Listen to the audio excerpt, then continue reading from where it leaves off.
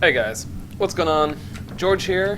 Haven't done a video in a very long time, and I think I'm going to name this one Disclaimer of the Year because mostly I'm going to be talking about my plans with regards to making videos. So first, disclaimer number one, this video is probably going to kind of suck, because I'm going to try and record it in one take with no editing.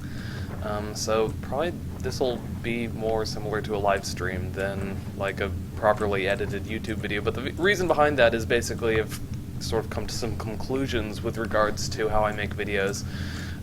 Being that I really want to make YouTube videos, like I want to make lots of videos. I always have ideas for videos and I enjoy making them and I enjoy the sound of my own voice.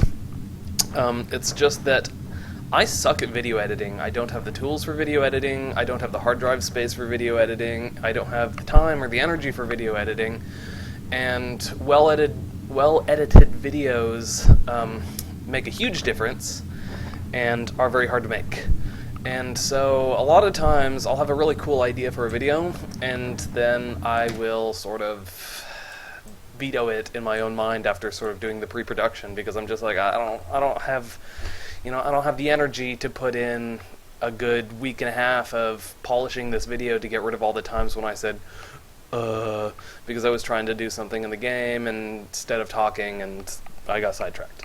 So what happened was I went for a very long time without producing any videos, and people were like, oh, why don't you make videos anymore? And I was, the answer was because I was just programming instead or whatever, focusing on what I consider to be more important. But I do like making videos, and so I kept thinking about it, and I kept coming back to the idea of doing videos, and eventually I just kind of said, to heck with it.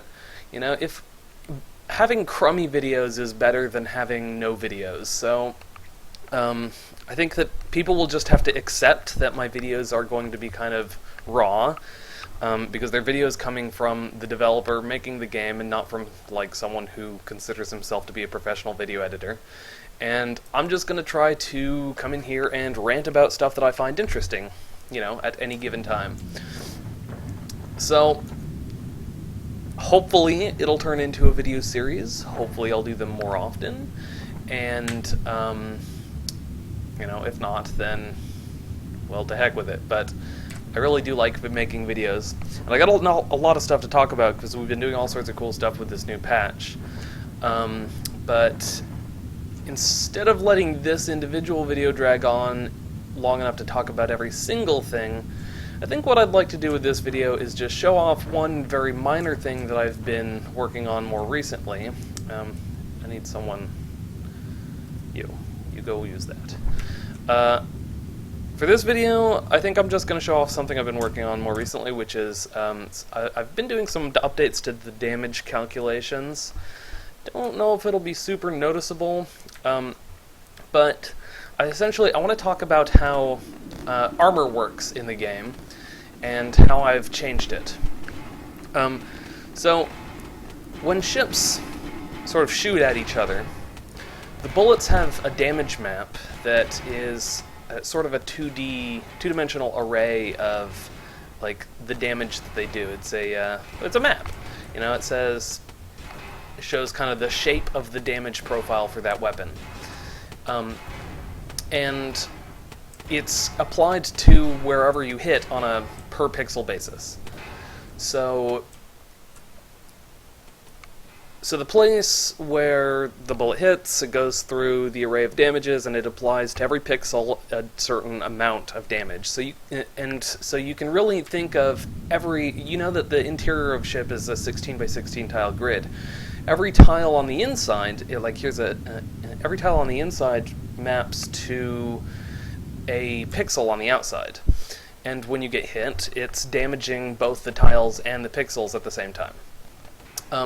So the previous calculation for armor and for shields was that shields would take half damage and armor would take 1/4 damage. And it was as simple as that. And that meant the individual pixel would just be damaged at a slower rate. But I thought about it well, I had a number of problems with that system. Well, my main problem with that system is that there wasn't a lot of dynamic range for how damage could be dealt. Really, really powerful weapons had a very sort of low ceiling for the maximum amount of damage that they could do in one hit. And very weak weapons couldn't... very weak weapons couldn't be made to do 0 damage. They always did some damage. And so, my main concern was with armor. Armor basically wasn't noticeable. You've got this blob of pixels here, and as you shoot through it, it just kind of feels like a blob of pixels. The whole thing feels kind of uniform, shooting through it damage-wise. So I started playing around with the damage calculation, and I essentially doubled all damage, is essentially what I did. But then I also added a linear, I don't know if linear is the right word, constant. I think the right word would be a constant component to armor damage reduction. So instead of just dividing all the damage by half, what it does is it actually reduces it, it divides it by half, but then it also reduces it by a flat amount. And the result is that things that get damaged by a very large bullet, which, let's see if I can slow down time here a bit and demonstrate. Things that get damaged by a very large bullet produce a big sort of circular map of damage. And you can see the top layer gets removed in this big radius, and then the bottom layer gets removed in this small radius. But with the armor changes, armor will not only reduce the amount of damage that gets done to each individual pixel, it'll also reduce sort of that radius. So here you can see there's a very thin layer of armor and that was left over after that hit. And yet behind it, all of those explosions were so big that behind the layer of armor there was lots of damage to the internal structure.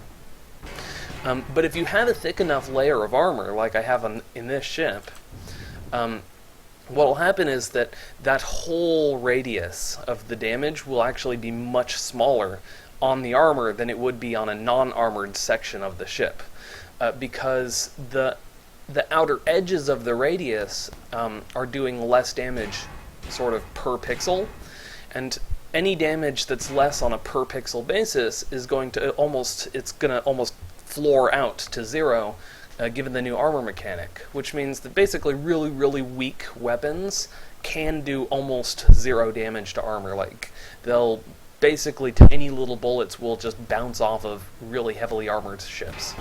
So that, and then, because I've damaged, sort of doubled the damage overall, and then brought it back down in line with the new armor calculations, what it means is that really big bullets, like the twin guns on this ship, can do huge amounts of damage in a single hit to an unarmored target, and little tiny bullets, like the machine gun fired from that ship, can be completely absorbed by the shields, or can straight up just bounce off of my armor without having any effect. And essentially, the net result is a huge increase to the dynamic range of weapons, you know. So, small guns, less powerful. Well, actually, small guns may be the same power level overall, or more powerful. Big guns are now in line with how powerful they should be. Here, let's speed time back up. And I guess, so the other thing that I can show off right now, because I'm here, we have this new turret widget, and you can see in the bottom left here, I'm switching between some fire modes. Let's get away from this guy so I can properly demonstrate. The old fire mode is just barrage, where it fires everything, but it was requested to have salvo mode, which means that basically they'll take turns firing. It's a pretty fancy algorithm that I coded. It tries to calculate the fire rate of each gun to keep it so that every gun still uses its full fire rate whilst rotating through the guns, but essentially it looks like that instead. It's not the best demonstration with this ship. It might be a better demonstration if I go up to this console. Yeah, because I have more little turrets. If I go into salvo mode here, you'll see it kind of rotates through them instead of firing them all at once. So there's salvo mode, but oh, well, now I have to wait for them to reload. Barrage mode just fires all of them, whereas salvo mode will rotate through them, is essentially what you get. It'll look different and work different with different arrangements of turrets, and it isn't perfect, because if some guns are way faster than other guns, it's really hard to calculate the perfect rate to fire, but essentially it just staggers your attacks instead of firing all at once. Also, you can toggle on ammo conservation, so right now these guns that are pointing behind me won't fire because they just aren't aiming, like they essentially don't have a bearing on where I want to shoot. But if I switch ammo conservation off, now they will fire regardless.